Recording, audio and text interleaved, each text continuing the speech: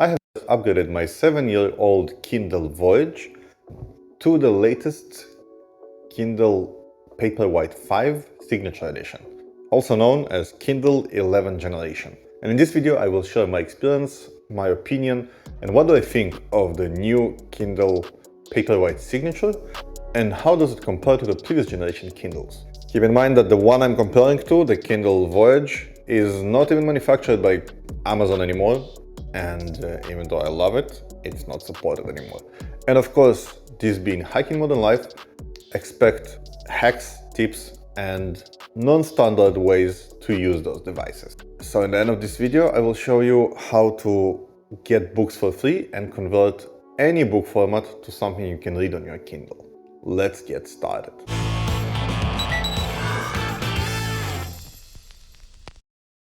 I bought my first Kindle 8 years ago. I just was walking in a mall, I saw a Kindle, I was like, that's cool, I shall get one. I got one, and that thing changed the way I approach books. I basically started reading about 8 times more than I was reading ever before, just because it's so accessible and so easy to read. A year later, I upgraded to the Kindle Voyage when it just came out. That was Amazon's flagship Kindle back in the day. It cost $300 and had unlimited 3G worldwide with the ability to buy books basically anywhere with no Wi-Fi. I mean, that was completely crazy. It had light sensor that would adjust brightness depending on the location you're in. It's an awesome device. It also has capacitive buttons on the side, so you don't need to touch the screen. There's that device right here. The thing is that after 7 years of service, the battery on that device is basically dead. It uses micro USB for charging, which I don't even have cables for that anymore. And Amazon stopped supporting it, so I don't even get software updates anymore. So I guess it's time to upgrade. And I have no choice but to upgrade it, even though I love this device. And so I got myself the Kindle Paperwhite Signature Edition, which is the closest to the Voyage available now.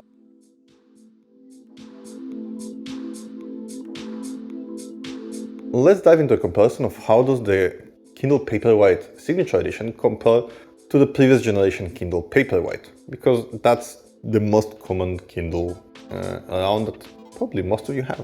I have here the 7th generation Kindle Paperwhite, and that's what I'm going to be comparing to.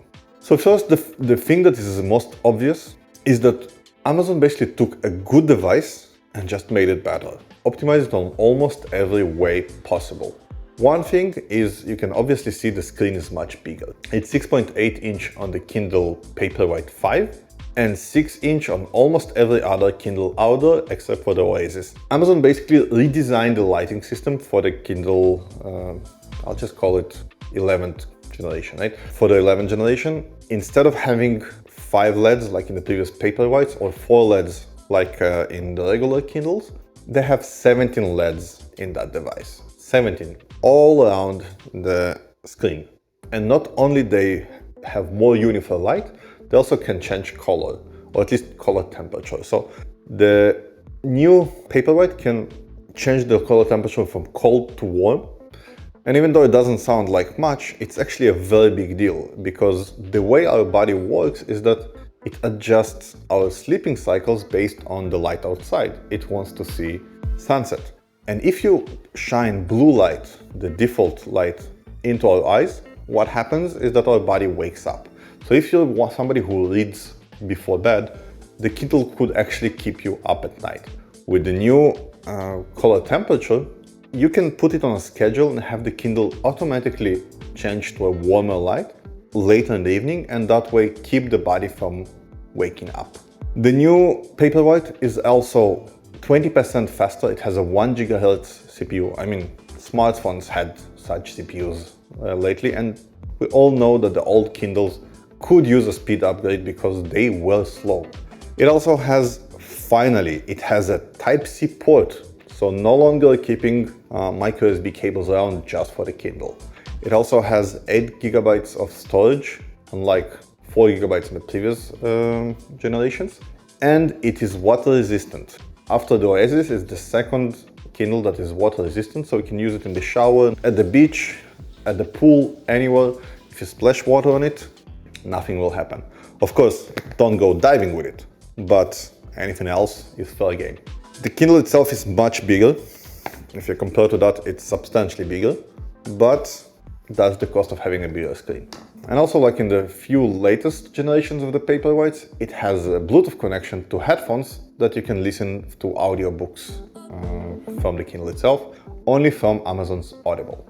Now, the difference between the regular Kindle Paperwhite 5 and the Signature Edition is for $50 more, you basically get three major changes. One, it supports wireless charging, so you can use any cheap wireless charger to charge it. It has an ambient light sensor like I had in the Voyage. So basically it adjusts the brightness of the screen to the environment you're in.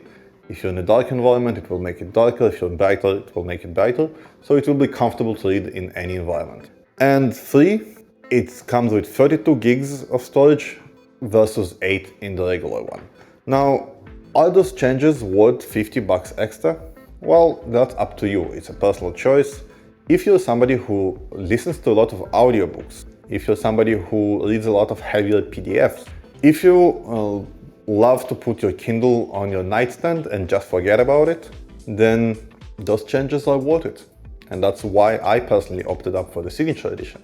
But if you just read Kindle books and you don't change your environment much, then take the regular one. Simple as that. Is the ambient sensor something you cannot live without? Well, no, but it's definitely a nice touch, and I would have definitely missed it from my Kindle Voyage. Unfortunately, you cannot actually sideload audiobooks. So the only audiobooks you can actually listen to on the Kindle Paperwhite is the ones that come from Amazon's Audible. And so do not count on basically dropping a bunch of MP3s into the Kindle and listening to them on the go. You'll have to use your phone for that. But if you are using the Audible, then it's an amazing combination. You can start reading in text, switch to audiobook, maybe listen to it on your way to work, on your commute, or while you travel, and then come home and continue reading from the same place, and it will automatically sync the two together. I love that workflow.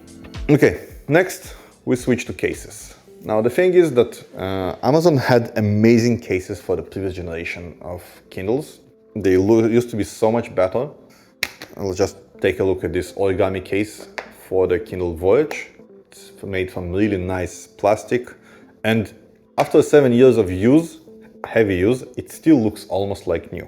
On the new generation of Kindles, the cases, honestly, I feel they're just cheap, and Amazon is heavily overcharges for them.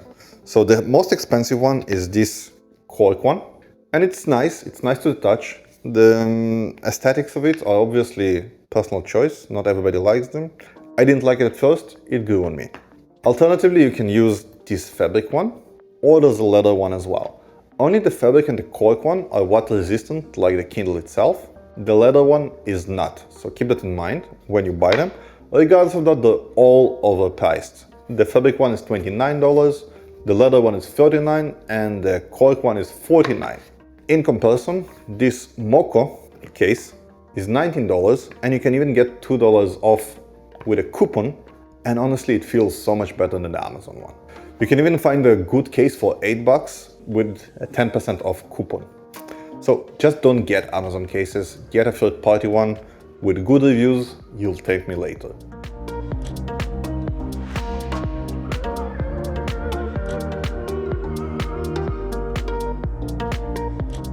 Now that we went over the differences between the Paperwhite Signature and the Paperwhite 5, I want to share a few small hacks of how to make the best use of your Kindle.